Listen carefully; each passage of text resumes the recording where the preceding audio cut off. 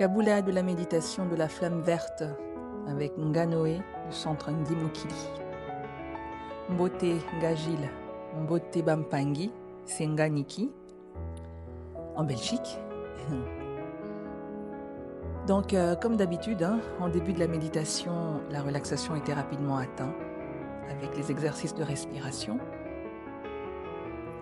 Ensuite, en traversant le tunnel noir pour rejoindre la réalité de la forêt sacrée enchantée, il y avait la présence de beaucoup de conscience. Il y avait comme des arbres, des animaux. Et je ressentais une connexion à la mer, aux profondeurs marines, au même moment. C'est comme si ma conscience était partout à la fois. Alors, par des moments, je ne pouvais pas voir tout le monde, mais je sentais qu'il y avait énormément de présence. Et c'était très puissant. Et à un moment donné même, il y avait des êtres à capuche verte. Et ils étaient plusieurs. En tout cas, toute la forêt était remplie d'êtres, était remplie de conscience. Et l'atmosphère était féerique. Donc la méditation a continué. Et puis il a fallu à un moment donné ouvrir le cœur comme un vortex. Et là, une lumière verte est sortie de mon cœur pour se connecter en fait au réseau de tous les arbres qui étaient autour de moi. Et ces arbres se sont mis à bouger de plus en plus fort, comme s'il y avait un vent qui les faisait bouger. C'était de plus en plus fort. Et en même temps, sous mes pieds, la terre vibrait. C'est comme si je ressentais comme un mini tremblement de terre, mais qui était très doux. Donc ça vibrait. Ça vibrait. Je ressentais cette sensation-là, quoi. Et puis après, je me suis assise pour connecter le coccyx jusqu'au cristal de la Terre.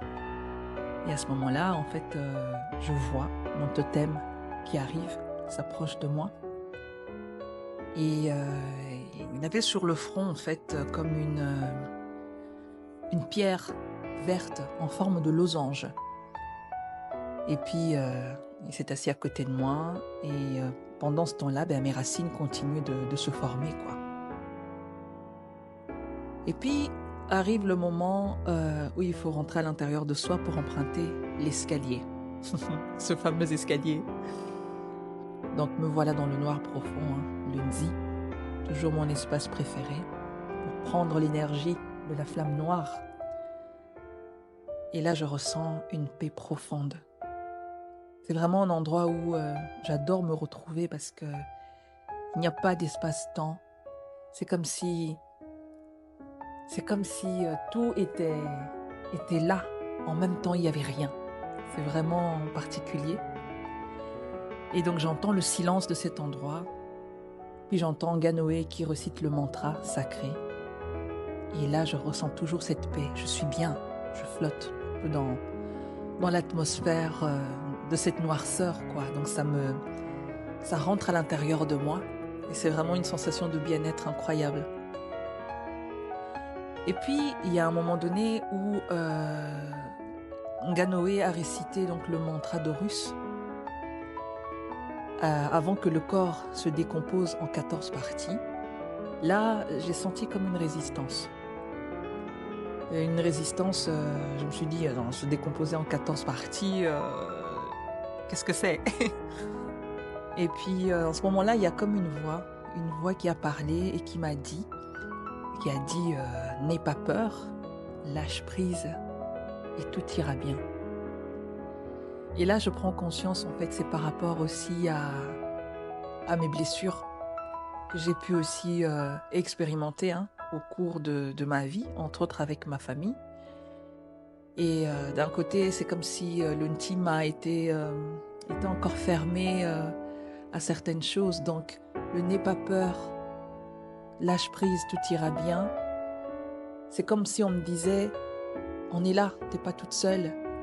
Donc, tu continues le qui salue sur toi et cela va avoir un impact sur les autres. Donc, j'ai compris que j'avais un travail à faire encore pour ouvrir mon cœur complètement, pour amener des changements, ça puisse impacter, entre autres, les personnes de ma famille avec qui la relation est très compliquée.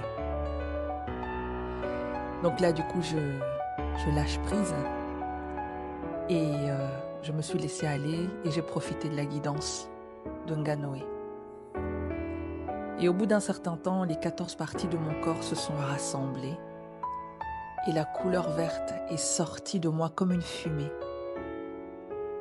C'était une sensation très apaisante et une lumière verte autour de moi. Tout était éclairé en vert. C'était magnifique.